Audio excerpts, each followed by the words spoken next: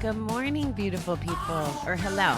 Sorry, it's good morning for me, even though I overslept a little bit. It's all good. It's Monday. I had a fabulous meeting with my team last night that lasted, I think, 3 hours. And I woke up this morning. I gotta share this with you. I know you're not here to listen to my journey with Filipino virtual assistants, but there's a huge player in the market. I'm not a big player yet. And he believes that in teaching the entrepreneurs kind of how to learn how to hire a VA electronically, and he tells them different things about the culture and all that good stuff. He just has a different way of doing things, but he sends out newsletters and talks about it. So my team and I, when we meet, when it's the big group, whether it's a quarterly meeting or now these bi-weekly meetings we're doing, we start off every meeting with a game. It's an icebreaker game, and there's like random cards, and we get to all know each other a little better, and we're always laughing because the answers are so funny, or sometimes they're personal. Like one of my girls asked, "Bobby, that's personal," but she's so cute and she answered anyway. But it just forms some nice camaraderie. And I always have my meetings on Zoom. So I wake up this morning and there's a message from the other guy, and he talks about why you should not Skype or Zoom with your virtual assistants. And one of the biggest reasons he wrote in the letter was that there's a stereotype that they all either have chickens or dogs, and that it's basically too noisy to Skype with them. So I'm really amused by that. I just finished reading it. And I will tell you that I think most of my team does have dogs. They also have children. Children make noise. You know, it's just part of the way it is. My partner has dogs, and she calls them paw monsters, which I just think is so endearing. But it's part of what's special, and part of where we're all connected is our love for animals. Like, we have core values. And I just find it interesting that someone had, like, it's just different perspectives. We're all going to have different perspectives in life. But I just got such a kick out of it. And I didn't know until reading his email that cockfighting was legal in the Philippines. So that's why they have chickens and roosters and stuff. So that was kind of interesting too. I'll have to ask my team about it, but okay. So I'm entertained this morning by this. Today's January 18th reading from the calendar that Mom got, I really like this, is a quote from Roald Dahl. And I really want you to visualize this as I read it, because I just feel like it's a visual reading. If you have good thoughts, they will shine out of your face like sunbeams, and you will always look lovely. Oh my gosh, how true is that? Can you picture people that, like the people who have the resting bitch face? I've been accused of it when I'm trying to get my picture taken. It's not that I'm trying to be bitchy. It's that I'm not actually crazy about my smile, if I'm being honest. And I noticed that now when I smile, my eyes get these little lines by them. It looks like I'm squinting. It's just not good. But I'm working on it. I'm okay loving me for me. Okay, so that's those two readings. You ready for my two big thoughts, the first calendar, and then now we'll go on to our other reading. So Paul D says, recovery for me has been almost a rebirth. I'm born again as a curious, trusting, honest child I was so long ago. The child I thought I'd lost forever. For many of us, that child was just waiting for a chance to find us again. It was only waiting until we maintain honesty, integrity, and decency. We had to relearn how to live so we wouldn't hurt that child. We had to learn to choose people more carefully so the child's trust wouldn't be betrayed. We had to embark on a new life to protect that child. Little by little, we did change our lives. Little by little, that child was reborn. As the child learned to trust us, it became more part of our daily lives. We learned to look at the child for the source of our pain, and with the help of let me try that again. We learned to look at that child for the source of our pain. And with the help of our inner child, we're now beginning to heal. For the record, that wasn't my fault. There wasn't a comma, and there's capitals in weird spots. In learning to love our child within, we are learning to accept ourselves as lovable, forgivable human beings who are ready to step out into the world and take our place in a loving community of others who are also healing. Today, help me remember the child within me and to protect that part of myself in every action that I take. If you've been with me a while, you know that there has been a theme amongst a lot of the professionals that have been on the show where they talk about a lot of our, to put it, I guess, in recovery terms, like our stinking thinking stems from our childhood. We have limiting beliefs. We have perceptions of different things. We just didn't know what we didn't know. And a lot of times there's trauma, but trauma, when like Odile talked about it way early on in the beginning of the show, trauma meant, in one of her examples, that an ice cream cone fell on the floor, if I'm remembering right. That could be traumatic to a child. So there's that piece of the inner child that we have to acknowledge. And I love that there's so many resources to go back, try to revisit those memories and reconstruct them, essentially. Like, you have the power to tell yourself a different story, just like you had the power to tell yourself the story that hurt you or impacted you in the first place. Now, again, let me put the disclaimer. I am not a doctor. I'm not a psychiatrist. I'm not any of those things. But I do have the opportunity to talk to a lot of people across a lot of different specialties that have studied this stuff. And I'm really coming to believe that we have to go backwards to move forwards. And I'm really shifting my personal take on the, I know I mentioned this, and I hate to like debate Gamblers Anonymous, because I am a believer in the program and that it works. And it's definitely one of the resources in recovery. But there's a question: is knowing why we gambled important? And in the literature, it says no. Actually, I should read that to you. You know what? I'm going to press pause. Okay, well, my apartment is too much of a mess for me to find my book at my fingertips. So anyway, the moral of the story is, it says that something to the effect of, it doesn't really matter knowing why. And I've come to believe, because of these experts, that maybe it is good to know why, so that we can heal it and move forward. That's kind of where I'm landing. And it's okay. I mean, especially in early recovery, I don't think that that's a bone you need to chew on right away. I think it's more important to just get through the urges and figure out how to survive without a bet in your life. So don't get me wrong. This is just again, my perception. It is what it is. The other part about viewing things as a child that I think is really important in our recovery is, children believe and look at things through the lens of wonder.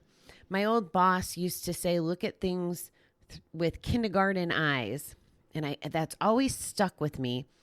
And what he was trying to teach us was, instead of looking at it as an adult, maybe analytical or through history and our experience, like trying something and in the past it hadn't worked, so we discount it and it doesn't work. He wanted us to look at things with a fresh view and with that innocence and without any stigma around whatever the topic was. And as I progress and as I work towards my dream of no Kiddin, 321, the playgrounds, this is exactly what I want to bring into everybody's life. Because to me, the most important part of thinking of ourselves as children is having the ability, and this is, again, my perspective and what I think will help, or what's helped me, is the ability to play like a child, to laugh like a child.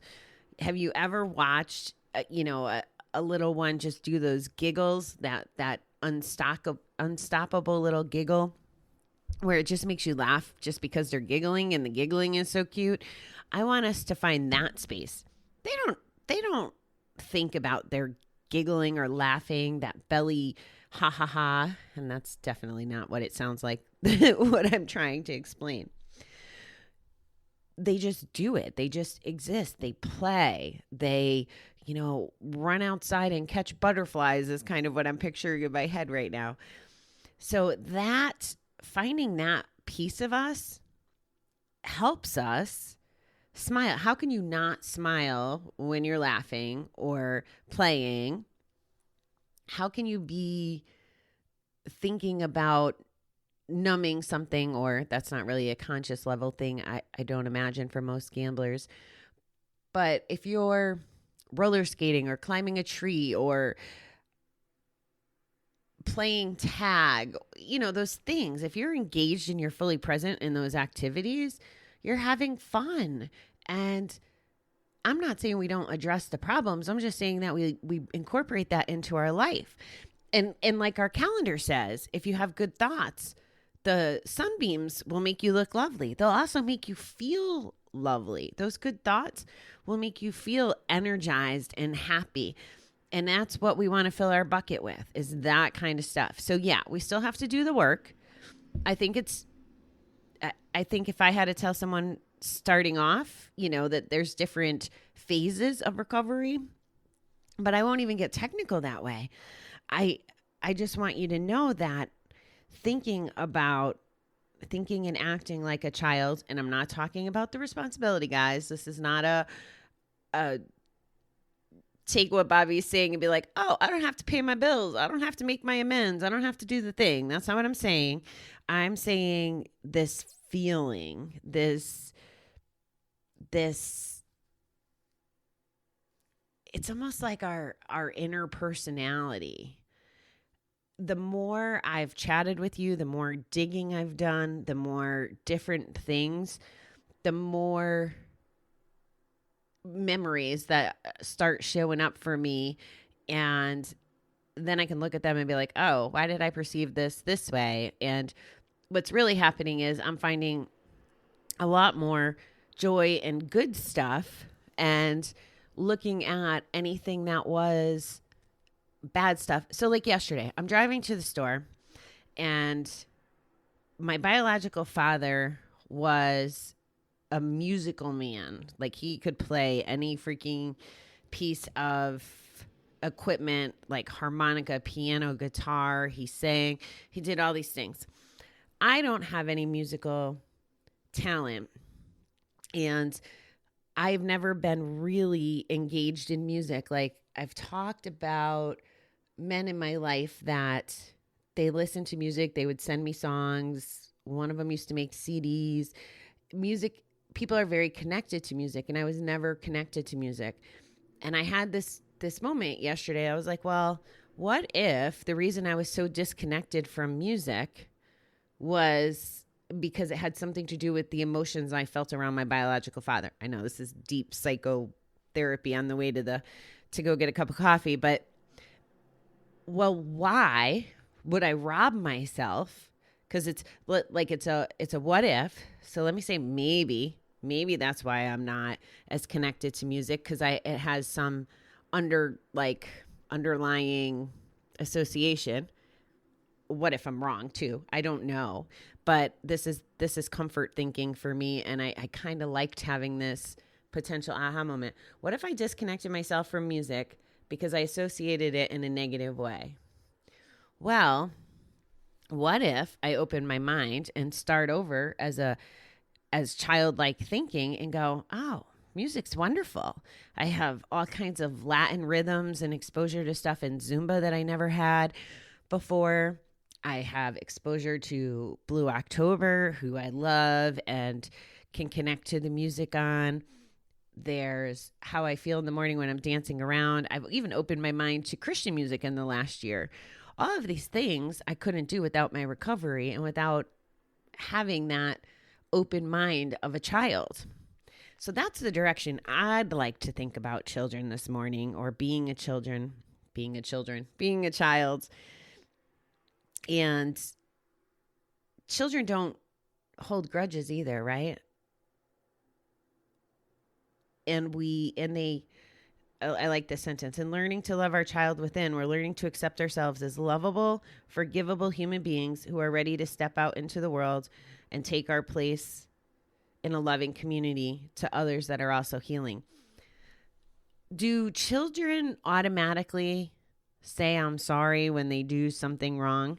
No, we have to coach them and teach them the right and wrong, right? How many times do the movies have a parent walking a kid over to the neighbors to apologize for, I don't know, hitting the ball in their yard or breaking a window or whatever? That's what's showing up for me right now. So it's not the children's instinct to necessarily apologize because they don't even know they need to be forgiven. They don't think about that apology as well. Not only did I have to say the apology, the other person might need to forgive me. They don't think about all of that. It's just not that difficult. They do what they're told. They are carefree. They're carefree until they do what they're told, is essentially part of the game. And again, you're talking to a not parent here, so my examples are limited. But that's kind of how I feel about this. Be a child. I will leave you with, I want you to do some homework today. I want you to do something that is playful or fun, or do an activity that's something childlike. Maybe it's, I don't want to tell you to do playing on the computer or internet anymore, but just go in there and Google child giggles and see what comes up. Look for a funny meme or whatever. Even if you can't get yourself to play or to do something with the innocence of a child, laugh. Treat yourself to a laugh and look at that child giggling and see what are they potentially thinking about? What does that look like? And try to get engrossed in that feeling, or at least see what feelings come up for you, and be present in that and see what happens when you actually Google child giggling. All right, beautiful people. That is your homework for today. I am going to get ready for my meeting and hopefully kick butt. I've been having a good couple weeks of kicking butt, so I want to try to maintain that trajectory. I love you all. I hope that you have a great start to the week, and I'll talk to you tomorrow.